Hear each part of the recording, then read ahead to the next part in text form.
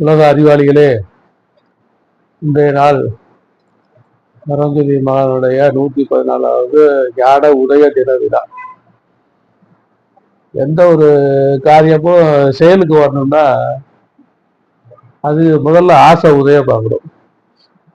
ஆசை உதயமாகி செயலுக்கு வரத்துக்கு சந்தர்ப்பம் இருந்தா செயலுக்கு வரும், சந்தர்ப்பம் ஏற்பட்டா செயலுக்கு வந்துடும். அதே போல 2/5/1900 ஆண்டு காஞ்சாபுரத்துல பிறந்த பரஞ்சோதி மகானுக்கு காரணம் இல்லாம காரியம் இல்லை, காரணம் இல்லாம காரியம் இல்லை. இந்த காரியம் இப்ப நடந்துட்டு இருக்கு 114 ஞான உதய தின விழா. அதுக்கு காரணம் எப்ப தோணுச்சு? 11/11/1911 ஆண்டு 11 மணி 11 நிமிடத்துக்கு தோன்றுச்சு. 7/11/11/1911 ஆண்டு காஞ்சாபுரம்ங்கிற வில்லேஜில் வசிச்சுட்டு இருந்த ஒரு 11 வயது பாலகராகிய நம்ம பரஞ்சோதி மகான் லண்டன் மாநகரத்து அரசருக்கு முடிசீட்டு விழா. ஏன் 11/11 வந்து சிறப்பா கொண்டாடுறாங்க அப்படின்னா அது லண்டன் ஏற்படுத்தி வைச்ச பழக்கம். ஏன் பழக்கம் அது சொல்லுங்க பாப்பா யாராவது.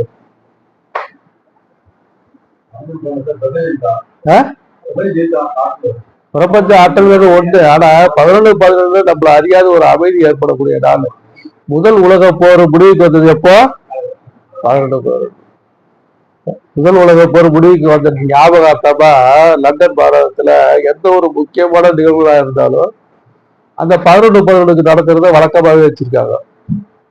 அதனால அந்த முடிசூட்டு விழா வந்து 11/11 சூரியன் அஸ்தமிக்காத நாடு இல்லையா, அது எங்க பார்த்தாலும். ஆமா, அவருடைய முடிசூட்டு விழா உலக மக்களும் நடந்துட்டு இருக்கு. நம்ம காஞ்சாபுரத்துல நடக்குது ஒரு ஸ்கூல்ல.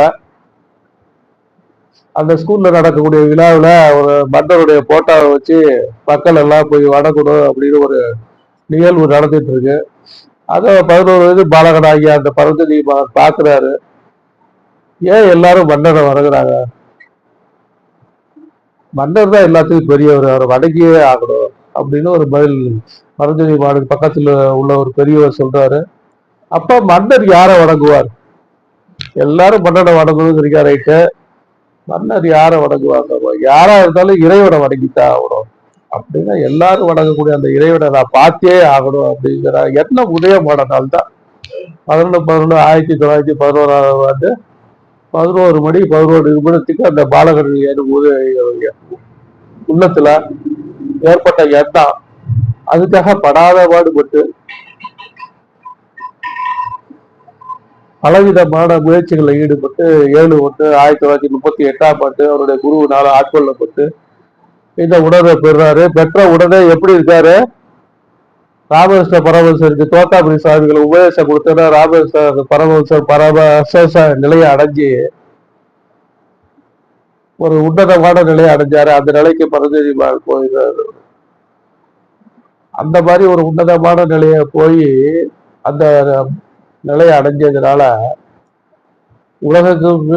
உலகத்திலும் அந்த தத்துவத்தை பரப்பக்கூடிய ஞான மலரா உதயமான நந்தாள் 11/11/1911 ஆண்டு 11 மணி 11 நிமிடத்துக்கு.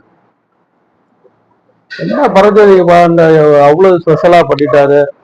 எவ்வளவோ ஞானிகள் தோன்றி இடம் நாடு தானே, அவங்களெல்லாம் பண்ணாத விஷயத்தையா பரஞ்சோதி மகான் பண்ணிட்டாருன்னு? ஆமா, கண்டிப்பா பண்ணியிருக்காரு. எவ்வளவோ ஞானிகள் தோன்றுறாங்க நாடுதான். ஆனா உபதேச முறையை யாருமே அறிமுகப்படுத்தல. வள்ளலாரே கடைபிடித்தேன் கொள்வார் இல்லைன்னு தான் போயிட்டாரு. ஏன்? உபதேச முறை இல்லை. இங்க கூட சொன்னாங்களே யாரோ, முதல்ல உபதேசத்தை கொடுத்துட்டு அப்புறமா தத்துவங்களை போதிக்கிறாங்க அப்படின்னு. ஆன்மீகங்கிறது அனுபவம் தானே. ஆன்மீகங்கிறது அனுபவம். சுருதி நூல் சாஸ்திரம் வேதங்கள் எல்லாம் சொன்னொன்றில் அடக்கி சும்மா இருக்கும் சுகமே சுகம் அப்படின்னு சொல்லும் போது ஒருத்தர் சொல்லி ஒருத்தருக்கு ஆன்மீக அனுபவம் ஏற்படுமா? இல்ல படிச்சுதான் ஏற்படுமா? படிச்சுதான் ஏற்படுமா? அப்படி பார்த்தா சைவ சித்தாந்தம் படிச்சவங்க இவரு சொன்னாரு, சிவபுராணத்துக்கு அர்த்தம்லாம் இப்பதான் புரியுது. அது இந்த கண்ணை துறக்காது ஒரு மனிதன் ஞானம் அடையுதோ, இந்த கண்ணை துறக்காது ஒருத்தர் முக்தி அடையதே கிடையாது. சூப்பரா அவர் அந்த காலத்துல இருந்தே படிச்சுட்டு இருந்திருக்காரு. அவருடைய உண்மையான அர்த்தம் எப்ப புரியுது? இந்த கண்ணை திறந்ததுக்கு பிற்பாடுதான். அதனால இந்த கண்ணை திறக்கணும் அப்படிங்கிறது தான் முக்கியம். அப்படிங்கிறதால சோதிச்சு கொடுக்கறது, சோதிச்சு கொடுத்த காலம்லாம் போய் கொடுத்து சோதிக்கிறது. அந்த காலத்துல ஒரு குரு ஆண்டுடும் அப்படின்னா என்ன பண்ணுவாங்க, 10-12 வருஷம் அந்த குருவுக்கு சேவையெல்லாம் செய்து துணி துவைச்சு போட்டு கைகால அமுத்தி விட்டு சமைச்சு போட்டு எல்லாம் பண்ணதுக்கு அப்புறம் அந்த குருவுக்கு சரி சொல்லி தரலாம் அப்படின்னு உள்ளத்துல ஒரு ஓரத்துல தோடும் போது அந்த வித்திய சொல்லி கொடுத்த ஒரு விஷயத்த பரஞ்சோதி பாட்டு என்ன பண்றாரு, கொடுத்து சோதிக்கிறார். இப்போவும் சோதனை உண்டு. இந்த உணர்வை தப்பா பயன்படுத்துறவங்களுக்கு சோதனை உண்டுதான், இல்லாம இல்லை. அதனால கொடுத்து சோதிக்கக்கூடிய தன்மையில இல்லறத்துல உள்ளவங்களும் பயன்படணும். சாமியாருக்கு எதுக்கு தியானம்? இவங்க சாமியாரு, இவனுக்கு எதுவுமே தேவையில்லை. இவனுக்கு தியானம் தேவையா? யாருக்கு தேவை? கஷ்டத்துல இருக்கவங்களுக்கு தான் தேவை. கஷ்டத்துல இருக்கவங்களுக்கு தானே சொல்யூஷன் தேவை. சாமியாருக்கு என்ன கஷ்டம் இருக்கு? அதனால சாமியாருக்காக பயன்படுறதை விட இல்லத்துல உள்ளவங்களுக்காக பயன்படணும் அப்படிங்கிறதுக்காக தன்னுடைய உடம்பையே சோதனை குணமா பயன்படுத்தி, தன்னுடைய உடம்பையே சோதனை குணமாக பயன்படுத்தி இறகுபடி அப்படிங்கிற ஒரு விஷயத்த அறிமுகப்படுத்துறதுனால இல்லத்துல இருக்கவங்களும் இந்த தியானத்தை பண்ண முடியுது, இல்லாட்டி பண்ண முடியாது. அதனால அந்த சிறப்பை நம்ம பதஞ்சலி மாருக்கு கொடுத்தே ஆகணும். ஞானம் வந்தது என்ன வணங்கினாலும் ஒன்றுதான், கல்ல வணங்கினாலும் ஒன்றுதான். ஞானின்னு என்ன வணங்கினாலும் ஒன்றுதான், கல்ல வணங்கினாலும் ஒன்றுதான். உங்களை அறிய முற்படுங்கள், உங்களை அறிய முற்படுங்கள் அப்படின்னு சொன்ன ஒரு ஞானி. அவருடைய சிறப்பை நம்ம போற்றி புகழாட்டி எட்டட்டி கொண்டாருக்கும் உய்வுண்டா உய்வில்லை செய்தட்டி கொண்ட மகருக்கு. என்ன இளமையில எவ்வளவோ பக்தியில இருந்த நான் சந்தர்ப்பமா அந்த பக்தியினோட உச்சத்தை தெரிஞ்சு வைக்கணுங்கிற கட்டாயத்தினால ஞானத்தை சந்தர்ப்பமா வாங்கணும். வாங்கி முறையான பயிற்சியில ஈடுபட்டு தத்துவ ஆராய்ச்சியிலலாம் ஈடுபட்டதுனால இதனுடைய உள்ள அந்தரங்கம், இந்த சூக்குமம், இந்த விஷயங்கள்லாம் அனுபவத்துக்கு வரும்போது என்ன அறியாது பரஞ்சோதி மாட நினைச்சு கண்ணீர் விட்டுருக்கேன் நிறைய சந்தர்ப்பங்கள்ல. இப்போதான் அந்த கண்ணீர் விடுறதெல்லாம் கொஞ்சம் குறைஞ்சிருக்கு. இல்லாட்டி பழைய விழாக்கள் எல்லாம் பேசும்போது என்ன அறியாது கண்ணீர் வந்துடும். ஏன் அப்படின்னாக்கா, உலக மாந்தர்கள் எல்லாம் லட்சக்கணக்கான கோடிக்கணக்கான பேர் இதை நாடி நிம்மதி, உலகத்துல உள்ள சகல ஜீவராசிகளும் நிம்மதியையோ சந்தோஷமாக இருக்கதான் விரும்புது. அப்படிங்கும் போது மனிதர்கள் மாத்திரம் விதி விலக்காண்ட எல்லா மனிதர்களும் இதை நாடிதான் வர்றாங்க. ஆனா சரியான பாதை தெரியாததால தடுமாற்றத்துக்கு உள்ளாகி துன்பத்துக்கு ஆளாயிட்டு இருக்காங்க. நமக்கு சந்தர்ப்பமா இந்த பாக்கியம் கிடைச்சித, நம்மள இந்த அளவுக்கு உயர்த்தி வச்சிருக்காரு பரஞ்சோதிமான் அப்படின்னு அவருக்கு என்றொன்றுக்கும் நம்ம நன்றி கடன் பட்டுருக்கோம். அவரை நினைக்காத நாள் இல்லை, நினையாத நாள் இல்லை. அவரோட தத்துவத்தை அந்த மூச்சு இருக்கிற வரைக்கும் பரப்பிக்கிட்டே இருக்கணும்ன்றதுதான் ஒரே நோக்கம். அந்த சத்சங்க நடக்கிறவருடைய நோக்கம் என்ன? அவரு அப்படி நினைச்சிருந்தாரா நமக்கு இந்த பாக்கியம் கிடைச்சிருக்குமா? நான் அடைஞ்ச அனுபவத்திலேயே எப்பவுமே எப்படி இருந்திருக்காரு, அந்த ஆதியோட ஒன்று தன்னிலையில் தாடா இருந்த பரஞ்சோதிமான் அந்த நிலையில இருந்து இறங்கி உலக மக்களுக்கு உபதேசம் பண்ணணுங்கிற அவசியம் என்ன? உலக மக்கள் மேலப்பட்ட கருணை, அந்த கருணையினால இறங்கி உபதேசப்பட்டாரு. அவர் பண்ணதுனால நமக்கு ஏதோ ஒரு பாக்கியம் கிடைச்சிருக்கு, ஒரு அறிவுல விளக்கம் ஏற்பட்டது. அந்த விளக்கத்தை யான் பற்ற இன்பம் எதுகை வையகம் அப்படிங்கிற மாதிரி, வான் பற்றுகின்ற மறைபொருள் கேட்டிடு ஊன் பற்றுகின்ற உணர்வு ஒரு மந்திரம் தான் பற்ற தலைப்படும் தானே அப்படின்னு இந்த விஷயத்தை நான் சொல்லாது போனேன் அப்படின்னாக்கா என்னுடைய எண்ணமே என்னை கொண்டுடும். நான் கடமையில இருந்து தவறுனவனா ஆயிடுவேன், கடமையில இருந்து தவறுனவனா ஆயிடுவேன். அந்த எண்ணமே என்னுடைய வீடு போது அடைவதில் தடைப்பட்டோம். அது என் சுயநலமும் இருக்கு, இந்த கடமையை செஞ்சே ஆகணும் அப்படிங்கிறதுனால. ஆமா, சுயநலத்தோட பொதுநலம். அதனால அப்படி என்ன பரஞ்சோதிமான் இந்த உணர்வு, இதை விட்டா வேற வழியே இல்லையா? எவ்வளவோ மார்க்கம் இருக்கு, பக்தி மார்க்கம் இருக்கு, யோகா மார்க்கம் இருக்கு, எவ்வளவோ மார்க்கம் இருக்கு. ஏன் இதை மாத்திரம் சிறப்பா பேசுறீங்க அப்படின்னாக்கா, அதை நம்ம இன்னைக்கோட காரண காரிகளோட பார்ப்போம். ஆதிசங்கரர் ஆத்மபோதத்துல மந்திரம், தந்திரம், யாகம், பக்தி யோகம், ஞான யோகம் எல்லா யோகமும் இந்த ஞானத்தை அடையறதுக்காக தான் அப்படிங்கிறார். அது எல்லாமே இந்த ஞானத்தை அடையறதுக்கான படிகள் தான். அதுவே வந்து அந்த இறுதியான முக்கிய கொடுக்காது அப்படிங்கிறார். ஆகையினால எந்த வகையில இந்த உணர்வு பொருத்தமானது அப்படிங்கிறத இததான் வந்து செய்யணுமா ஒரு மனிதன் முக்தி அடையணும்னா அப்படின்னா, ஒரு மனிதன் எண்டு காடு தெரியணும். செல்வராஜ் சொல்றாரு, ஒரு மனிதன் எண்டு தெரியணும்னா இந்த தியானத்தை தான் பண்ணணுமா, வேற எதையும் பண்ணக்கூடாதா? நம்ம கோயில் எல்லாம் திறந்து வச்சுட்டு இருக்காங்களே, எவ்வளவு கோயில் திறந்து வச்சுட்டு இருக்காங்க. பக்தி வளர்ந்துட்டு தானே இருக்கு, எல்லாம் பக்தியில இருக்க தானே செய்யறாங்க. இப்ப அதெல்லாம் தப்பா? இது ஒரு கேள்வி வரணும் தானே, அந்த நியாயம். அந்த நியாயம். அதுக்கு ஒரு விடைக்கான இன்னைக்கு முற்போடுவோம். பெரியவங்களாம் என்ன சொல்லியிருக்காங்க அப்படிங்கிறத ஆதாரபூர்வமா அதை வச்சு ஏதாவது பேச முற்படுவோம் அப்படின்னு எனக்கு தோணுச்சு. ஏன் அப்படின்னா, இத ஒரு விளையாட்டாவே எடுத்துட்டு இருக்காங்க நிறைய உணர்வாளர்கள். ஏதோ உணர்வு வாங்கணும் பண்றோம் பொழுதுபோக்கா அப்படின்னு இது ஒரு விளையாட்டாவே எடுத்துட்டு இருக்காங்க. அதோட சீரியஸ்னஸ் புரியவே இல்லை. இந்த சீரியஸ்னஸ் புரியவே இல்லை. எதுக்காக பண்றோம்? மனிதன் எதுக்கு போறதா? வந்த வேலையை வந்து பந்த காலம் முடிச்சுட்டு இருக்க மாதிரி. இவன் வந்த வேலை என்ன? எங்க இருந்து வந்தாலும் இப்ப இங்க எல்லாம் ஒவ்வொரு இடத்துல இருந்து இங்க வந்து சேர்ந்துருக்கீங்க சத்சங்கத்துக்காக. திருப்பி உங்க வீட்டுக்கு போய் சேரணுமா வேண்டாமா? அதானே பரிணாமம். பரிணாமங்கிறது என்ன? சுழற்சி தானே, ஒரு வட்டம் தானே. இதுல இருந்து தோடிச்சோ பலவிதமா பரிமாணம் அடைஞ்சு திருப்பி எங்க போனோம் அங்க. அதான் நியதி, அதான் இயற்கை. அதுதானே இவனுடைய வேலை. அந்த வேலையை விட்டுட்டு என் பொண்டாட்டி என் மனைவி என் மக்கள் அப்படிங்கிற பந்தவரை காலை பிடிச்சி உழந்துகிட்டே இருக்கானே, இவனுக்கு ஒரு விடுதலை வேண்டாமா? உனக்கு ஒரு விடுதலை வேண்டாமா? அவனை வந்து அவனுடைய அந்த அறியாமையிலிருந்து ஒரு நீக்கத்துக்காக இந்த சத்சங்கமே, இந்த தியானமுமே. திருவள்ளுவர் என்ன சொல்றாரு?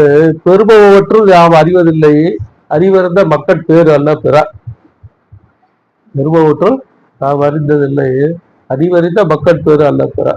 திருவள்ளுவர் பெரிய ஞானி தானே, அதுல யாருக்கும் எந்த விதமான கருத்து இல்லை. நீ வந்து பொருட்களை வந்து வேணும் வேணும் வேணும் வேணும்னு வாங்கிக்கிறோமா இல்லையா? அந்த பொருள் வேணும் இந்த பொருள் வேணும்னு வாங்கிக்கிறோம். அந்த பொருள் வேணும் இந்த பொருள் வேணும்னு ஆசைப்படுறோம்.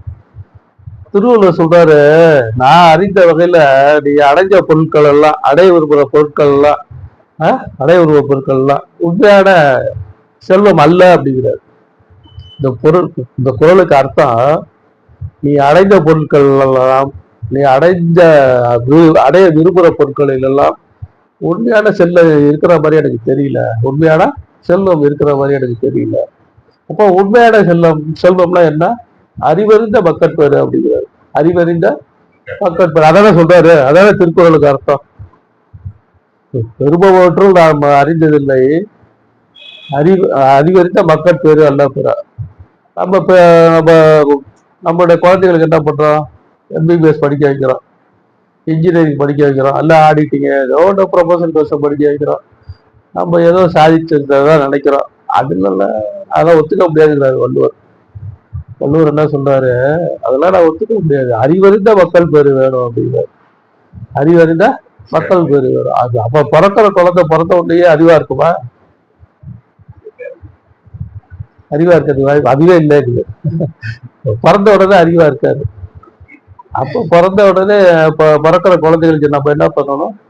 அந்தந்த வயசுக்கு தக்க மாதிரி அந்தந்த விஷயங்களை போதிக்கிறதுக்கு ஆசிரியர்களை நியமிச்சு அந்த கடமையை செய்யணும். அதானே தந்தை மகத்தாட்டும் உதவி அவையத்து புத்தி இருப்பத்தை. நம்ம குழந்தைகளை பெற்றோட நம்ம அந்த சோத்தை போட்டா முடிஞ்சு போச்ச கடமை. அவங்களோட அறிவை விருத்தி செய்ய வேண்டாமா? அறிவை விருத்தி செய்யறதுக்கு அந்தந்த சந்தர்ப்பங்கள்ல அந்தந்த ஆசிரியர்களை நியமிச்சு அதுக்கு உண்டான கலைகளை நம்ம சொல்லித்தரணுமா வேண்டாமா? சொல்லித்தரணுமா? அது ஒரு எந்த விரும்புதோ அதை சொல்லித்தரோம். சொல்லி தந்துட்டு நம்ம என்ன பண்றோம்? நம்ம கடமை முடிஞ்சுது அப்படின்னு நினைச்சுக்கிறோம். அது அப்படியா? தந்தை மகன் காட்டும் உதவி அவையத்து முந்தி இருப்பது. அவையத்து முந்தி இருக்கிறதுனா என்ன? சபையில வந்தாங்க அப்படின்னா எல்லாரும் அவரை வணங்கணும். அதனால அவையத்து முந்தி இருப்ப செய்யும். அது இந்த கல்வியை படிச்சா நடக்குமா? பல நூல்களை கற்பதும் பன்றி நரகளை சுமப்பதும் ஒரு ஜான் வயிற்று கேட்கிறாரு பரதேசிமா. ஒரு ஜான் வயிற்றுக்கு தான் எவ்வளவு படிச்சு என்ன பண்ண முடியும்? அவன் பேருக்கு பின்னாடி இவ்வளவு பெரிய பட்டங்கள் போட்டிருக்க, அதனால என்ன பயன்? அதை தான் வள்ளுவர் சொல்றாரு, கற்றதினால் ஆய பயனுக்குள் வாழறிவன் நற்றால் தொழாரு. நீ எவ்வளவு படிச்சு என்ன புண்ணியம்? பாலை போல இல்லை இல்லாத நீண்ட அறிவை படிச்ச ஆண்டவனை பத்திய படிப்பை படிச்சியா? படிக்கல சொல்லாது அப்படிங்கிறாரு. அப்போ அறிவு என்றால் யாருக்கு பொருந்தது? யாருக்கு பொருந்தம்? ஆண்டவன் ஒருத்தனுக்கு தான் பொருந்தம், வேற யாருக்கும் அறிவுங்கிற வார்த்தை பொருந்தாது. அறிவு என்றால் எந்த ஒரு விஷயமும் எடுத்துக்கோங்க, அறிவு கட்டத்தனமா இயக்கம் இருக்கா? பூமி சுத்துது, தன்னைத்தானே சுத்திக்குது, சூரியனே சுத்தி வருது, தன்னைத்தானே சுத்திக்குது, சூரியனே சுத்திக்குது, வேலை கிளை சாஞ்சிக்குது. வருஷத்துக்கு 365 நாள், அதை 370 நாள் சுத்துறது இல்லை. அப்ப அதுக்குள்ள இருக்கக்கூடிய இயக்கம் எப்படி இருக்கு? அறிவுபூர்வமா இருக்கு. அறிவுபூர்வமா இருக்கிறதுனால அந்த நியதி இந்த மாறாம கரெக்டா சுத்த முடியும். அது உள்ள இருக்கக்கூடிய அந்த இயக்கக்கூடிய அந்த ஆண்டவன் பரம்பரமம் அப்படி சொல்லக்கூடிய விஷயம் அறிவு கட்டத்தனமா இருந்தா அது இயக்கத்துக்கு வாய்ப்பு இருக்கா? சரி, அதுதான் போச்சு. நம்மளுடைய மூச்சு ஓடுது, ரத்தம் ஓடுது, இதய துடிக்குது, போட்ட சாப்பாடு வீணமாகுது, சத்துக்கள் எல்லாம் உடம்புல சேருது, கழிவுகள்லாம் வெளியில போகுது. இதுக்கெல்லாம் யாரு காரணகர்த்தா? யாரு காரணகர்த்தா? ஏதோ ஒண்ணு உள்ளார இருந்து இயக்கிறதுனாலதான் அதுல இயக்கம் நடந்துட்டு இருக்கு. ஆகையினால அந்த அறிவு அப்படின்னு சொல்லக்கூடியது இந்த ஆண்டவர் ஒருத்தருக்குத்தான் பொருள். சின்மயானந்தன் ஞான சொரூபன் தேஜோமயமான சித்த விசை குடிக்கொண்ட தேஜோமயமான அறிவான பரதெய்வம். தெய்வம் வந்து சொல்லக்கூடியது எப்படி இருக்கு? அறிவான பரதெய்வம். 1000 தெய்வங்கள் உண்டு என்று சொல்லும் அறிவிலினால் அறிவொன்றே தெய்வம் ஒன்றால் கேள்விடும் அப்படின்னு பாரதியார் பாடுறாரு. அப்போ அறிவு அப்படின்னா என்ன? ஆண்டவன் ஒருத்தருக்குத்தான் பொருள். அப்ப அறிவை அறிஞ்சவனா இருக்கணுமா புள்ள? புள்ள எப்படி இருக்கணும்? அறிவை அறிஞ்சவனா இருக்கணும். அப்படின்னாக்கா எந்த கல்வியை சொல்றாங்க? இந்த கல்வியை தான் சொல்றாங்க. எந்த கல்வியா? இறை கல்வியை தான் கல்வியை, மற்றதெல்லாம் கல்வி அல்ல, அதெல்லாம் உங்களுடைய வயிற்ற ரொப்பத்துக்காக படிக்கிற படிப்பு. அதான அதுக்கு அர்த்தமா இருக்க முடியும். வேற அர்த்தம் இருக்க முடியுமா? அறிவிருந்த மக்கட்பது அல்ல பிற. அப்ப அறிவுங்கிறது ஆண்டவர் அப்படிங்கிற போது இந்த ஆண்டவர உன்னோட அறிவால ஜீவ அறிவால அறியத்துக்கு முற்பட்டு அதை பற்றிய கல்வியை படிக்கிறது தான் படிப்பு. மற்றதெல்லாம் படிப்பு இல்லை அப்படின்னு யார் சொல்றா? வள்ளுவர் சொல்றாரு. நான் சொல்லல. நான் சொன்னாக்கா இந்த கிடக்குறான் ஏதோ உலகிட்டு இருக்கான்னு போயிடுவீங்க. வள்ளுவர் சொல்றாரு. அப்போ அந்த கல்விய படிக்கக்கூடிய தன்மையை நம்ம பிள்ளைகளுக்கு நம்ம ஏற்படுத்தி கொடுக்கணுமா வேண்டாமா?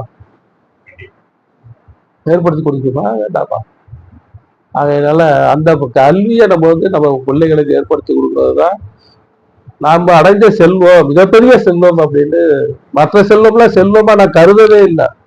மற்ற செல்வம்லாம் செல்வமா நான் கருதவே இல்லை. ஆண்டவரை அடையக்கூடிய அந்த படிப்பை உன் குழந்தைகள் நீ முதல்ல அடைஞ்சியா? உன் குழந்தைகளுக்கு நீ சொல்லி கொடுத்தியா? இல்லையா? அப்பதான் நீ உண்மையான செல்வத்தை அடைஞ்சதா நான் கருது அப்படின்னு வள்ளுவர் சொல்றாரு. இதே திருமூலர் சொல்றாரு, கல்லாத மூடரை காணவும் ஆகாது, கல்லாத மூடர் சொல் கேட்க கடன் என்று.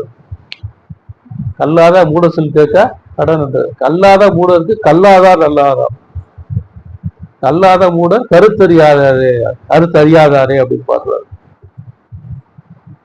கல்லாத மூடரை காணவும் ஆகாதான். யாரு? இறைவன் பற்றிய படிக்காதவங்க பார்க்க கூட ஆகாது. கல்லாத மூட சொல் கேட்க கடன். இப்ப நம்ம என்ன பண்றோம்? ரொம்ப படிச்சிருக்காங்களா, சரி அவங்ககிட்ட போய் புத்தி கேட்டா சொல்லுவாங்க அப்படின்னு. அவங்க அப்படிலாம் கேட்காதேங்கிறாரு. திரும்ப அவங்களுக்கு என்ன தெரியும்? இறைவனை பற்றிய கல்வியை படிச்சவங்க தான் கற்றவங்க, மற்றவங்க எல்லாம் கல்லாதவங்க தான் அப்படின்னு திரும்ப. அதனால இந்த கல்வியை நம்ம படிக்கிறதுக்கு நம்ம உண்மையான செல்வங்கிறது அதுதான் அப்படின்னு வள்ளுவர் சொல்றாரு இல்லையா? அப்போ இதை நம்ம முயற்சி செய்து நம்மளும் பயின்று நம்ம குழந்தைகளுக்கு சொல்லித்தரணும் அப்படிங்கிறது தானே உண்மையான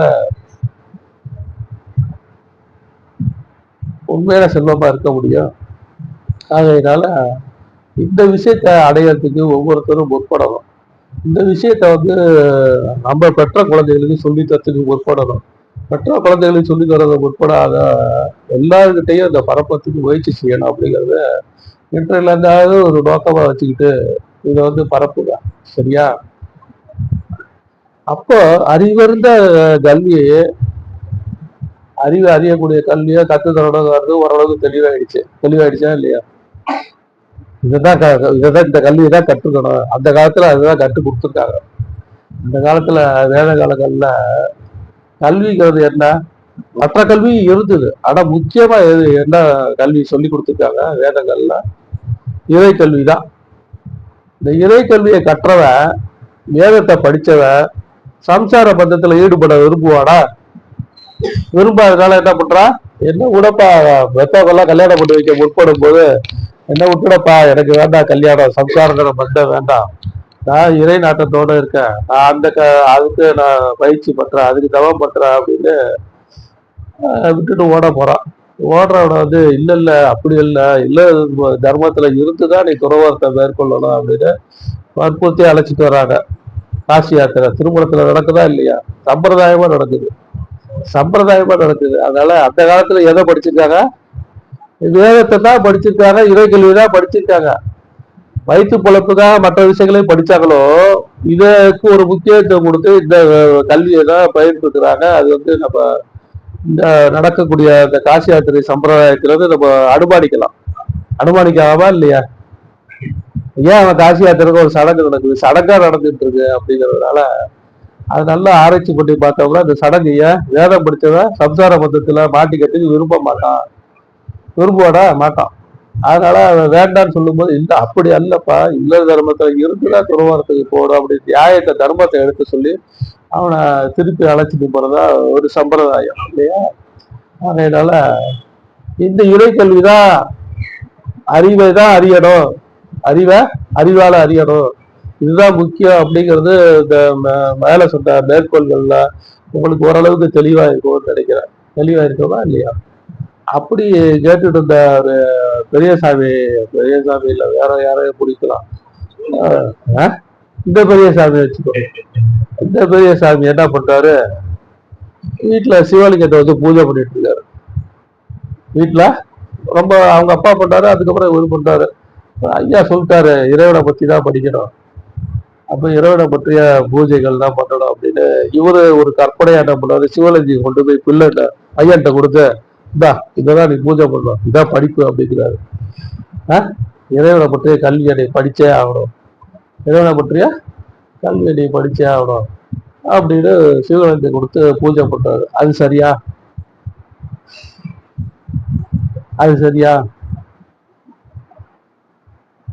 அதுக்கு சேக்கிலார் பிரான் வராரு உதவிக்கு வராரு. அவர் என்ன சொல்றாரு, காணாத உருவிற்கும் வருவிற்கும் காரணமாய் நீளாக மனிதருக்கு நிகழ் குறியாம் சிவலிங்கம்ங்கிறாரு. இப்ப சிவலிங்கிறது என்ன? அது ஒரு குறியீடு, ஏதோ ஒன்ன மக்களுக்கு சொல்ல விரும்புது, அவ்வளவுதான். ஏதோ ஒன்ன மக்களுக்கு சொல்ல விரும்புது, அது ஒரு குறியீடு அப்படிங்கிறாரு. அடுத்து திருமூலர் என்ன சொல்றாரு, உள்ளம் பெருங்கோயில் உடம்பு ஆலயம், வள்ளல் புராணருக்கு வாய் கோபுரவாசி, வெள்ள தெளிஞ்சாருக்கு ஜீவன் சிவலிங்கம், நல்ல புலன் அடைந்தும் காடாமடி விளக்கு அப்படிங்கிறாரு.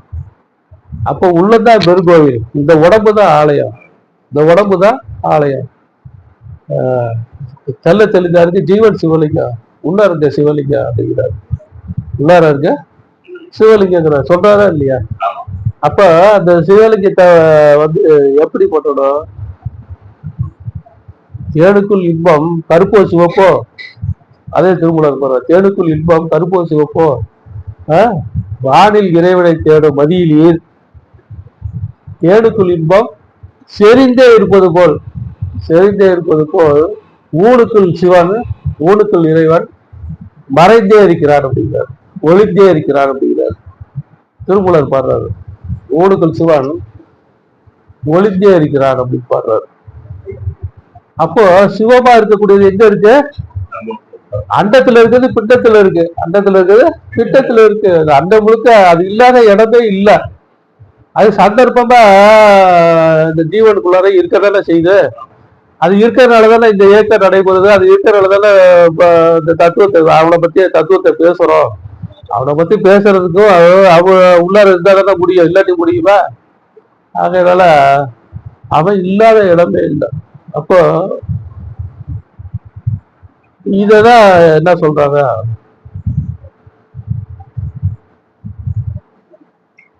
கண்டு கண்டு கருத்துற வாங்கியதில் கொண்டு கொண்டு குணம்பட காணலாம். பண்டு கண்டெங்கும் பலமுறை தேடிய இன்று கண்டு இங்கு இருக்கலாங்க. இன்று கண்டு இங்கு இருக்கலாகவே திருமூலர் பாடுறாங்க.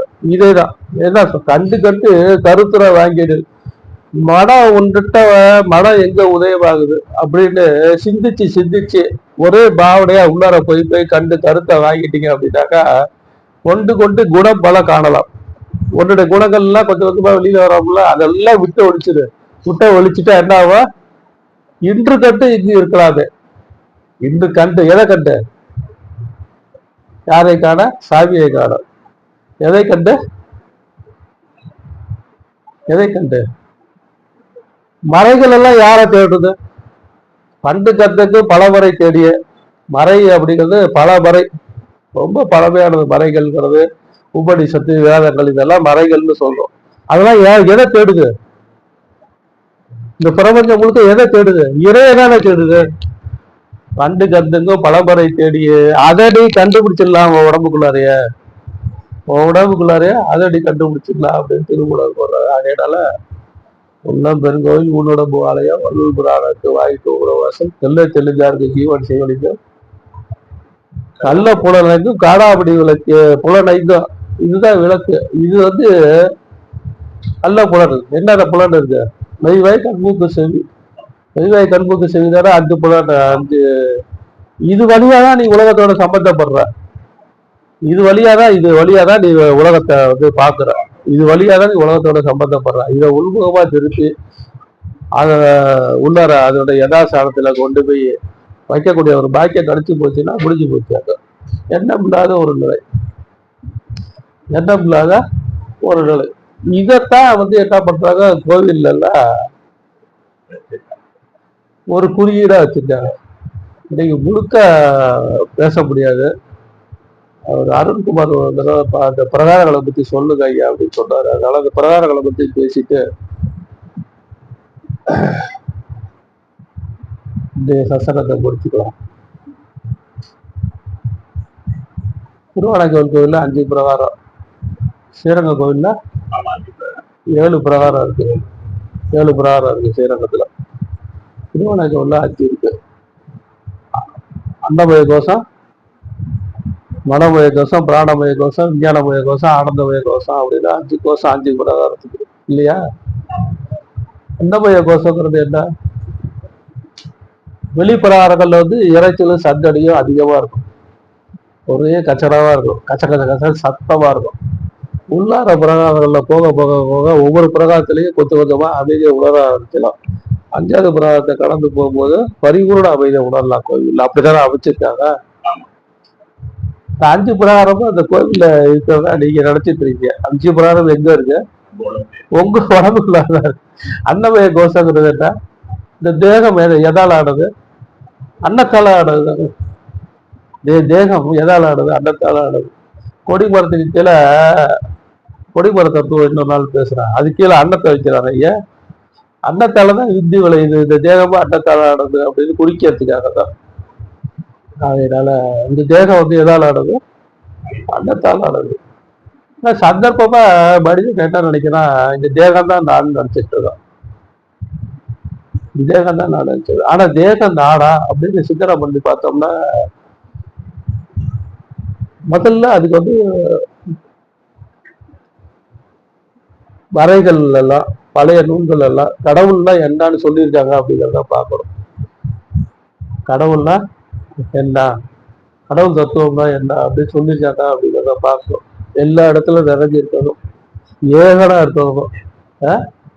எல்லா இடத்துலயும் நிறைஞ்சிருக்கணும் அவன் தான், ஏகனா இருக்கணும் அவன் தான் இல்லையா. பழமைகள்லாம் பழமையானவன், புதுமைக்கெல்லாம் புதுமையானவன், மாற்றம் இல்லாதவன். மாற்றம் இருக்கா அவனுக்கு, மாற்றம் இல்லாதவன். இந்த இடத்துலதான் குறிப்பிட்டு இருக்கான்னு சொல்ல முடியாது. எல்லா இடத்துலயும் நீக்கமர நிறைஞ்சிருக்கான். ஞான சுரூபியா இருக்கான். ஆனந்தமா ஆனந்த நிலை பெற்றோட இருக்கான் இல்லையா? ஜான கடவுளுடைய தன்மை வேற என்ன? ஆனந்த நிலை பெற்றோட இருக்கான். நிகழ்காலம், இறந்த காலம், நிகழ்காலம், எதிர்காலம், இந்த காலங்களுக்கெல்லாம் அப்பாற்பட்டவர், காலத்தை கடந்தவர், இப்படித்தானே சொல்றாங்க. இத அடிப்படையா வச்சுக்கணும். இத அடிப்படையா வச்சுக்கிட்டு நீங்க தேகம் நானா அப்படின்னு ஆராய்ச்சி பண்ணி பாருங்க. இதுல ஏதாவது பொறுத்துக்கா? நான்கிறது என்ன? நான்கிறது ஏய் தத்துவம். நான் சொல்லக்கூடிய தகுதி யாருக்கு இருக்கு? இந்த ஆண்டவ ஒருத்தருக்கு தான் இருக்கு, இந்த பிரம்ம ஒன்றுக்கு தான் இருக்கு. அப்ப நான் தேகமா இருக்கேன் அப்படின்னு சொல்ல முடியுமா அப்படின்னு இதெல்லாம் வச்சு ஆராய்ச்சி பண்ணி பார்த்தா, நான் இந்த தேகம் மாறுதலுக்கு உட்பட்டது. இந்த இப்போ குழந்தையா இருக்கு, இன்னும் கொஞ்ச நாள் ஆனா பெரிய பொண்ணாயிடும், அப்புறம் பெரிய வெடிச்சாயிடும், அப்புறம் கல்யாணம் ஆயிடும், அப்புறம் தாயாயிடும், அப்புறம் அதுக்கு கல்யாணம் பண்ணி வச்சு பேச்சு எடுக்கும், பாட்டி ஆயிடும், இப்படி மாறிக்கிட்டே இருக்கு. மாறுதலுக்கு உட்பட்டது. எப்போ தேகம் மாறுதலுக்கு உட்பட்டதோ அப்போ அது நான் அல்ல. அவன் மாறுபாடு இல்லாதவன் தானே ஆண்டவன். மாறுபாடு இல்லாதவன் தானே ஆண்டவன். இப்போ மாறுபாடு எப்ப தேகம் மாறுதலுக்கு உட்பட்டதோ அது நான் அல்ல, அது நான் அல்ல அப்படின்னு எவன் ஒருத்தர் அனுபவபூர்வமா அதை நம்ம தெரிஞ்சேதான் இருக்கான். தெரிஞ்சுக்கிட்டே தான் என்ன பண்றோம், டாக்டர்கிட்ட போய் என்ன சொல்றோம், ஏன் உடம்பு சரியில்லை அப்படிங்கிறோம். சொல்றப்பா இல்லையா? இப்போ ஏன் உடம்பு அப்படிங்கும் போது இந்த உடம்பு என்னுடைய உணவை பொருளா இருக்கு. என்னுடைய வீடு, என்னுடைய வண்டி, என்னுடைய செல்போன் அப்படி சொல்றது போல என் உடம்பு அப்படிங்கிறது என்னுடைய உடம்பை பொருளா இருக்கும் போது இந்த உடம்பு எப்படி நானா இருக்க முடியும்? அப்ப இந்த உடம்பு நான் அல்ல அப்படின்னு ஞானம் அடைஞ்சு என்ன பண்றா, அந்த அன்னமய கோஷத்தை கடக்கிறானா இல்லையா? அடுத்தது என்ன? மனோமய கோஷம். அடுத்தது என்ன? மனது. மனது தானே அது அடுத்தது பிராணம். மனோமய கோஷம். மனசு எல்லாம் என்ன பண்றோம், ஆசைப்படுறோம், திருமணத்தை அடையிறோம் இல்லையா? ஆனா நம்ம என்ன பண்றோம், சந்தர்ப்பமா என் மனசு சரியில்லைன்னு சொல்றோம். திரும்பவுமே அதே உதாரணத்தை எடுத்துக்கிட்டோம் அப்படின்னாக்கா என்ன பண்றோம், என் மனசு சரியில்லைன்னு சொல்றப்ப இல்லையா? இப்ப மனசுங்கிறது என்னோட உணவை பொருள் இல்லை அப்படிங்கிறத நம்ம உணர்ந்தே தானே இருக்கோம். என் மனசும் என் உணவை பொருள் இல்லை அப்படிங்கிறத நம்ம உணர்ந்தே தான் இருக்கோம் இல்லையா? மனம் மாறிக்கிட்டே இருக்கு. மனம் ஒரு குரங்கு. மனம் மாறிக்கிட்டே இருக்கு, நிலையா இல்லை. இன்னைக்கு ஒரு மாதிரி இருக்கு, நாளைக்கு ஒரு மாதிரி இருக்கு. இன்னைக்கு ஐயா நல்லா பேசுறாருன்னு சொல்லுது, அதே மனசு நாளைக்கு என்ன சொல்லுது, ஐயா போட்டு சொல்ல போறாரு சரியில்லையே அப்படிங்குது இல்லையா? மனசு மாறிக்கிட்டே தான் இருக்கும். அது நிலையான தன்மை அதுக்கு கிடையாது. சந்தர்ப்பத்துக்கு ஏற்றவாறு மாத்திதான் இல்லையா? அப்ப என் மனசு சரியில்லை. அப்ப மனசும் நான் அல்ல. ஏன் அப்படின்னாக்கா ஆண்டவர் மாறாதவர், மறையாதவர், மாற்றம் இல்லாதவர். ஆனா இந்த உதாரணத்துக்கு இந்த மனசு பொருந்தலை அப்படிங்கும் போது இப்ப மனசு நான் அல்ல, தெரிஞ்சதான் இருக்கும். அடுத்தது என்ன? பிராணமய கோஷம். பிராணம். பிராணனும் அன்னமயத்துக்கு உடம்புக்கு சம்பந்தம் இருக்கு. ரெண்டுமே இடைபிரியாதது. பிராணம் இல்லாட்டி உடம்பு இல்லை, உடம்பு இல்லாட்டி பிராணம் இல்லை. ரெண்டுமே சேர்ந்தேதான் இயங்கிட்டு இருக்கும். பிராணங்கிறது வேற ஒன்றுமே இல்லை, அந்த காற்று தான். ரசவாயுக்கள் 10 அப்படிங்கிறோம். ஏன்னா அது பிராணனா மூச்சா போகும்போது பிராணவாயுங்கிறோம். மற்ற இடங்கள்ல அது இயங்கும் போது செரிமானம் உள்ள சாப்பிட்ட பொருள் உள்ளார போகும்போது அதுக்கு ஒரு பேரு, செரிமானம் ஆக்கும் போது அதுக்கு ஒரு பேரு, வெளியில தள்ளும் போது அதுக்கு ஒரு பேரு. அந்த பேரெல்லாம் போட்டு குழப்பிக்க வேணாம். இப்ப இன்றைய காலத்துக்கு அதெல்லாம் போட்டு இத்தனை பேரை ஞாபகம் வச்சுட்டு இருக்கிறது தேவையில்லாத விஷயம். பிராணம் அப்படின்னு தெரிஞ்சுக்கோங்க, அது போதுமானது. இந்த பிராணம் இல்லாட்டி இயக்கம் கிடையாது. பிராணம் இல்லாட்டி இயக்கம் கிடையாது. இந்த ஒரு பொருளை தூக்குறோம், இதுக்கு தூக்குறோம், இந்த பொருளுக்கு தேவையான டம்பர் எவ்வளவு தேவைப்படுது கைக்கு, இதை கொடுக்கக்கூடிய யாரு? பிராணம். இங்கேருந்து நொச்சத்துக்கு நடந்து போகணும். நொச்சத்துக்கு நடந்து போகணுங்கிறது தீர்மானிக்கிறது மாத்திரம் தான் நீ. நொச்சம் போற வரைக்கும் ஒரு கால் நடந்துகிட்டே தான் இருக்கு. காலு ஒரு அடி எடுத்து வச்சுட்டோமே, அடுத்த அடி எடுத்து வைக்கணும், அடுத்த கட்டளை எதிர்பார்க்குதா? இதுக்கு எல்லாமே காரணம் பிராணம். அதான் அந்த பிராணம் எப்படின்னு கேட்டீங்கன்னா இயக்கத்துக்கு காரணமா இருக்கு, அவ்வளவுதான். இயக்கத்துக்கு காரணமா இருக்கு, அதுவே அந்த நிலை அல்ல. இந்த பிராணனை நம்ம என்ன பண்ணணும் அப்படின்னா, ரொம்ப ரொம்ப முக்கியமானது பிராணம் அப்படிங்கிறதால இதை வந்து நம்ம காப்பாத்திக்கணும். அதை வந்து ஹிப்னாட்டிசம் பண்றவங்கள்ட்டையோ, மயக்க மருந்து, இந்த ட்ரிங்க்ஸ் எல்லாம் சாப்பிட்றாங்கல்ல, ட்ரிங்க்ஸ் சாப்பிட்றது, போதைப் பொருள் உட்கொள்றது, ஸ்லீப்பிங் டேப்லெட் சாப்பிட்றது, இது எல்லாமே என்ன பண்ணுது? இந்த பிராண உடம்ப பாதிக்குது. பிராண உடம்ப ஏன் பாதிச்சுட்டு போகுது, அதனால என்ன அப்படின்னு ஒரு கேள்வி எழலாம் இல்லையா? இப்ப கையில ஒரு ஆபரேஷன் பண்ண வேண்டியதா இருக்கு, கை மரத்து போனதானே பண்ண முடியும், இல்லாட்டி வலி வந்துடும். அப்ப என்ன பண்றாங்க, மரத்து போற இன்ஜெக்ஷன் இங்க போடுறாங்க, இந்த இடத்துக்கு மாத்திரம் அதுக்கு ஒரு அளவு இருக்கு, அவனுக்கு அனஸ்தீசியா டாக்டருக்கு தெரியும். போட்டா இந்த இடம் மரத்து போகுது, நம்ம இடம் மரத்து போகுது, இங்க வழி தெரியல அப்படின்னா அதுக்கு என்ன காரணம்? இங்க உள்ள பிராணன் இதை விட்டு கிளம்பிடுதுன்னு அர்த்தம். இங்க உள்ள பிராணன் இதை விட்டு கிளம்பிடுது. ஆனா அது எங்கேயும் போகாது, எங்கேயதான் பக்கத்துலயே தான் இருக்கு. அந்த மயக்க மருந்தோட வேலை திருப்பி அந்த இடத்துக்கு வந்து இணைஞ்சிரும். இதுதான் நடக்குது. பிராண உடம்புல ஒரு மயக்கத்தை ஏற்படுத்தும் போது என்ன நடக்குது அப்படின்னு கேட்டீங்கன்னாக்கா, அது உடம்ப விட்டு விலகி இருக்கிற மாதிரி ஒரு சூழல் ஏற்படுது. அடிக்கடி இதை பண்ணிக்கிட்டே இருந்தோம்னா என்ன நடக்கும்? கடைசி காலங்கள்ல பிராண உடல்ல மயக்கம் ஏற்பட்டதுனால அறிவுல தெளிவு ஏற்பட்டு அறிவுடல்ல இணையறதுக்கு தாமதம் ஏற்படுது. பின்னாடி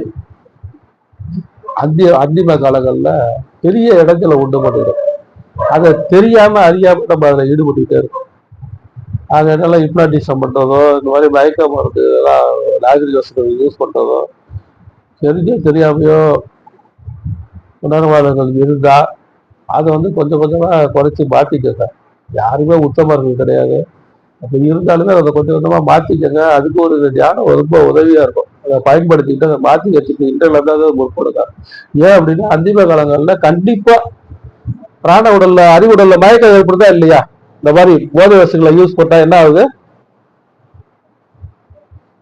மயக்கம் ஏற்படுதா இல்லையா?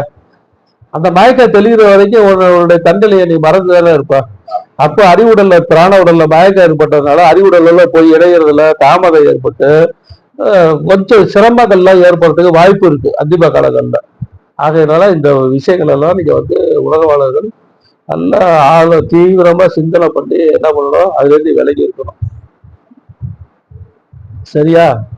அப்ப இந்த பிராண உடம்பு நாடல்ல. ஏன் அப்படின்னாக்கா, பிராணனுக்கும் உடம்புக்கும் ஒரு மெல்லிய பொன்னிறமான கம்பியால இணைக்கப்பட்டிருக்கு. ஆஸ்ட்ரல் டிராவல் போகும்போதோ, உன்னுடைய உடம்பை விட்டு உன்னுடைய சூக்குமை பிரியும் போதோ அந்த கம்பியால இணைக்கப்பட்டே தான் இருக்கிற. அடிக்கடி இது மாதிரி ஒரு விஷயங்கள்ல ஈடுபடும் போது அந்த கம்பி வந்து பலவீனம் அடைஞ்சிது.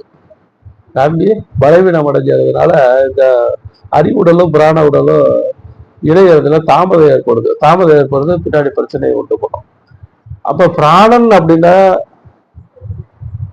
பிராணன் வந்து இயங்குறதுக்கோ இந்த உடம்பு இயக்கத்துக்கு எது காரணமா இருக்கோ அது இருக்கிறனாலதான் பிராணன் இயங்குது. பிராணனே உயிர் அல்ல. ரொம்ப இடங்கள்ல அது வந்து தப்பா புரிஞ்சுக்கிறாங்க, பிராணன் தான் உயிர் அப்படின்னு. பிராணன் வெளியில போயிடுச்சுன்னா உயிர் போயிடும், அது அடுத்த பிரச்சனை. பிராணன் வெளியில போச்சுன்னா உயிர் போயிடும், அது அடுத்த பிரச்சனை. ஆனா பிராணன் உயிர் அல்ல. இந்த பிராணனும் உடம்பு இயக்கத்துக்கு எது காரணமா இருக்கோ அதுதான் ஆன்மா. அது இருக்கிறதுனாலதான் இது இயங்கிட்டு இருக்கு. அப்ப இதுவும் பிராணனும், பிராணன் இல்லாட்டியுமே வந்து என்ன பண்றோம், இந்த மயக்க நிலையில இருந்து காலையில எழுந்து ஆட்டோமேட்டிக்கா நம்மளுடைய கடமையில ஆற்ற ஆரம்பிச்சிடும். அப்படிங்கும் போது இந்த மயக்க நிலையில இருக்கும்போது பிராணன் வெளியில தானே போகுது. அப்ப கோமால இருக்கான், இல்லாட்டி அனஸ்தீசியா டாக்டர் வந்து பெரிய ஆப்ரேஷன் 12 மணி நேரம் ஆப்ரேஷன் பண்ணுவோம், நிறைய மயக்கம் வந்து கொடுக்குறாரு. மயக்கம் தெளிவதுக்கே ஒரு நாள் ஆகுது. ஒரு நாளும் அவன் பிராணன் அவன் உடம்புல இல்லைன்னு தானே அர்த்தம். ஆனால் உயிர் அங்கதானே இருக்கு. அப்போ பிராணனும் ஆனல்ல அப்படின்னு தெரிஞ்சுக்கிறது தான் பிராணபய கோஷம். தெரிஞ்சு அதை அந்த பிராணபய கோஷம் 3ஆம் பிராணத்தை கடந்தோம் அப்படின்னா என்ன வருது? விஞ்ஞானமய கோஷம். இன்னும் ஒரு 5 நிமிஷம் முடிச்சிருவோம். விஞ்ஞானமய கோஷம். விஞ்ஞானமய கோஷம்னா என்ன? அதுலயே இருக்கு விஞ்ஞானமா என்ன? ஆராய்ச்சி. ஆராய்ச்சி தானே. எதை ஆராய்றது? உலக பொருள்களுடைய பலாபலன்கள், இதை பத்தி ஆராய்றது. உலக பொருள்களுடைய தோற்றத்தை பத்தி ஆராய்றது. உலக பொருள்களோட தோற்றத்தை பத்தி ஆராய்ச்சி. உலக பொருள்கள் எல்லாம் தோற்றத்துல எல்லாம் ஆராய்ஞ்சோட கடைசியில எங்க போய் முடியுது? ஆதியில போய் முடியுது. ஆதியில தானே போய் முடியும். அதுதானே எல்லாமே இருக்கு. இந்த பொருட்கள் எல்லாம் இது மழையா இருந்தாலும் இது பாட்டிலா இருந்தாலும் இது எல்லாமே இப்ப பஞ்சபூதத்தினுடைய சேர்க்கை தானே. ஆகா நீங்களும் காற்று நெருப்பு இதுல 5 இல்லைன்னு சொல்ல முடியுமா? இதுல இல்லைன்னு சொல்ல முடியுமா? பஞ்சபூதங்களின் சேர்க்கை தானே. பஞ்சபூதங்கள் எங்கேருந்து வந்தது? ஆதிங்கிற ஒண்ணுல இருந்து தானே வந்தது. பஞ்சபூதத்துக்கு அண்டியமா பிரபஞ்சம் இல்லைங்கிறது தானே உண்மை. இப்ப இந்த வார்த்தையை சொன்னா இதை ஒத்துக்குவீங்க இல்லையா? பஞ்சபூதத்துக்கு அண்டியமா பிரபஞ்சம் இல்லை அப்படிங்கும் போது அந்த விஞ்ஞானமய கோஷத்துல இந்த தோற்றங்களுக்கெல்லாம் யாரு காரணம், எது காரணம் அப்படின்னு ஆராய்க்கும் போது எங்க போய் முடியுது? ஆதியில போய் முடியுது. ஆதியில போய் முடிஞ்சது என்ன ஏற்படுது? ஆதியில போய் முடிஞ்சா என்ன ஏற்படும்? எண்ணம் இல்லாத ஆனந்த நிலை ஏற்படும். எண்ணம் இல்லாத ஆனந்த நிலை ஏற்படுமா ஏற்படாத? எண்ணம் இல்லாத எப்பப்பெல்லாம் எண்ணம் இல்லையோ அப்பப்பெல்லாம் ஆனந்தம் தானே. தூக்கத்துல நிம்மதி சந்தோஷமா ஏன் ஏற்படுது? எண்ணம் இல்ல. வேற என்ன காரணம் இருக்க முடியும்? எண்ணம் இல்ல. மனசு வேலை செய்யல, புத்தி வேலை செய்யல. இதுல இந்த மனமய கோஷங்கிறது சித்தம் மனம் புத்தி ஆகாரம்னு சொல்றதுல மனமய கோஷங்கிறது மனத்தை குறிக்குது. விஞ்ஞானமய கோஷங்கிறது எதை குறிக்குது? புத்தியை குறிக்குது. விஞ்ஞானமய கோஷங்கிறது எதை குறிக்குது? புத்தியை குறிக்குது. அப்போ இந்த கோஷங்களை எல்லாம் நீங்க கடந்துட்டீங்க. கடந்து வந்ததுனால சலனமற்ற ஒரு ஆனந்தத்தை அனுபவிக்கிறீங்க. சலனமற்ற ஒரு ஆனந்தத்தை இல்லையா? தன்னிலையில் தானா இருக்கீங்க. தன்னிலையில் தானா இருந்து என்ன பண்றீங்க? சலனமற்ற ஆனந்தத்தை அனுபவிக்கிறீங்க. அதுதான் ஆனந்தமய கோஷம். ஆனந்தமய கோஷங்கிறது என்ன அப்படின்னாக்கா நினைவு, வேற ஒன்றும் இல்லை. துணிவு நினைவுன்னு சொல்றோம்ல, அந்த ரெண்டையும் சேர்ந்ததுதான் அது ஆனந்தமய கோஷம். அப்ப சந்தர்ப்பமா அந்த 5 ஆனந்தமய கோஷத்துல இருக்கும்போது சந்தர்ப்பமா 2 பிரகாரத்தையும் ஒன்னா கடக்கக்கூடிய வாக்கியம் கிடைக்குது. நினைவுங்கிற 5வது கோஷம், துணிவுங்கிற 6வது கோஷம் சந்தர்ப்பமா கிடைச்சதுனால 7வது கோஷம் எடுத்தா ஜீவ அறிவு. ஜீவ அறிவு தானே 7வது கோஷம். ஆனா அந்த 7வது கோஷத்துல இந்த ஆனந்தத்தை அனுபவிக்கக்கூடியது நான் தான் அப்படின்னு ஜீவன் நினைச்சுக்குது. அது நியாயமா அப்படின்னு பார்த்தா, எப்பப்பெல்லாம் மனசும் புத்தியும் இல்லையோ அப்பப்பெல்லாம் அந்த ரிஃப்ளெக்ஷன், செல்வராஜ் சொன்ன மாதிரி அந்த பிரம்மத்தோட ரிஃப்ளெக்ஷன் ஜீவனாகிய உள்ளத்துல பிரதிபலிக்குது. ஜீவனாகிய உள்ளத்துல பிரதிபலிக்குது. அதுதான் பிரதிபலிக்குது. ஆனா இந்த ஜீவன் என்ன நினைக்குது?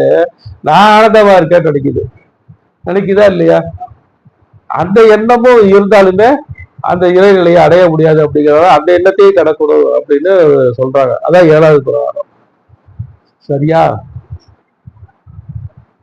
7 பிரகாரங்களை பத்தி பார்த்தாச்சு. கோயிலை பத்தி பேசுறதா இன்னைக்கு முழுக்க பேசிட்டே இருக்கலாம். அதுக்கு சந்தர்ப்பம் இல்லை. இப்பவே ஒரு 3/4 மணி நேரம் ஆச்சு பேச ஆரம்பிச்சு. அதனால போதும்னு நினைக்கிறேன். இன்னொரு சந்தர்ப்பத்துல கோயிலை பத்தி பேசுவோம். வெடிமுறைனா என்ன, பலிபுடனா என்ன, நந்தினா என்ன, கருவறை ஏன் இருட்டா இருக்கு, ஏன் தேங்காய் பழம் கொண்டு போறோம், அது தேங்காய் பழத்தினுடைய தத்துவம் இல்லை. ஒன்னால ஏன் கருவறையில வெளிச்சம் இல்லை, கருவறையில வெளிச்சம் இல்லை, ஏன் அர்ச்சகர் சூடத்தை காமிச்சு தரிசனப்படுத்துறாரு, வெளியில வந்து ஏன் பாதி தேங்காயையும் பாதி பழத்தையும் எடுத்துக்கிறாரு, ஏன் வெளியில வந்து உட்காந்து போடணும்னு சொல்றாங்க. இது மாதிரியான விஷயங்களுக்கெல்லாம் இன்னொரு சந்தர்ப்பத்துல விளக்கம் கொடுக்குறோம். இப்போ வந்து எப்படி அணுகியிருக்கோம் அப்படின்னாக்கா, தியானம் சொல்றீங்க, ஏன் பண்ணணும், எதுக்கு பண்ணணும், அந்த விஷயத்தை தெரியாமையே எல்லாருமே இருக்கிறாங்க. அப்படிங்கிறதுனால திருமூலர், திருவள்ளுவர், பரஞ்சோதிமார், இது மாதிரி நிறைய மகான்களுடைய மேற்கோள்ல இருந்து நம்ம வந்து என்ன காமிச்சிருக்கோம், இதை விட்டா வேற வழி இல்லை. இதைத்தான் அவங்க சொல்றாங்க. இறையில் தீரல் பாலில் படுகை போல் நிறைய நின்றுள்ள பாபடி ஜோதியார். உறவு கோள்கள் நட்டு உணவு கயிற்றால் முருக வாங்கி கடைய கொண்டிருப்படைய அப்படின்னு அந்த விறகுல தீ இருக்கு, பால்ல நெய் இருக்கு, ஆனா தெரியுதா?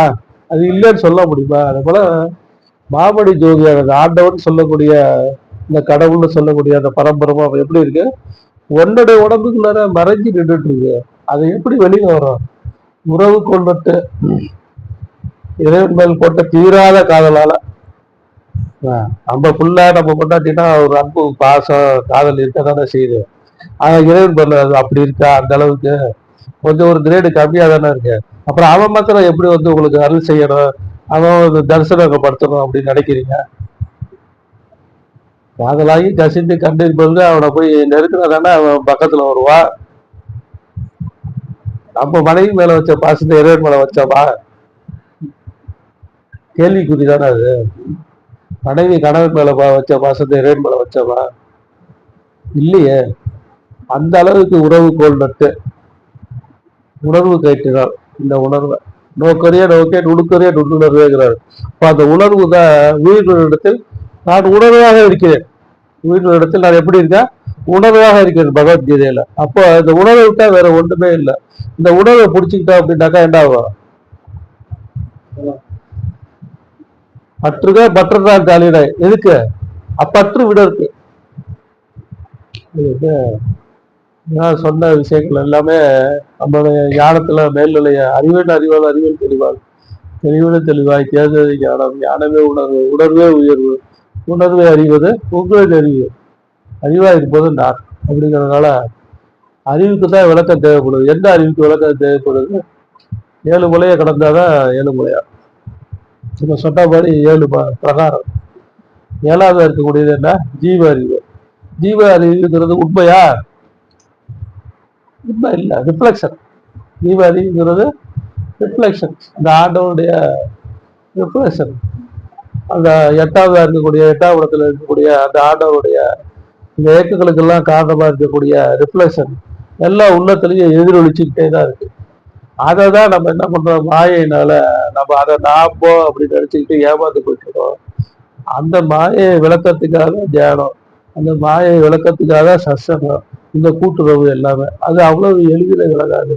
அப்படிங்கிறனால நீண்ட நாள் குரு சிஷ்ய தொடர்பு, குரு சிஷ்ய சம்பாஷணை இது எல்லாமே தேவைப்படுறதுனால அது சத்சங்கத்தை தொடர்ச்சியா நடத்திட்டு இருக்கோம். சரியா? அதனால சத்சங்கத்தை பயன்படுத்தி தியானத்துல முன்னேறி எல்லாருமே அந்த இறைநிலைய வந்து அடையணும் அப்படிங்கிற என்னுடைய நல்ல சந்தோஷத்தை தெரிவிச்சுக்கிட்டு இந்த ஞானோதய தின விழா உரைய முடிக்கிறேன். சந்தோஷம்.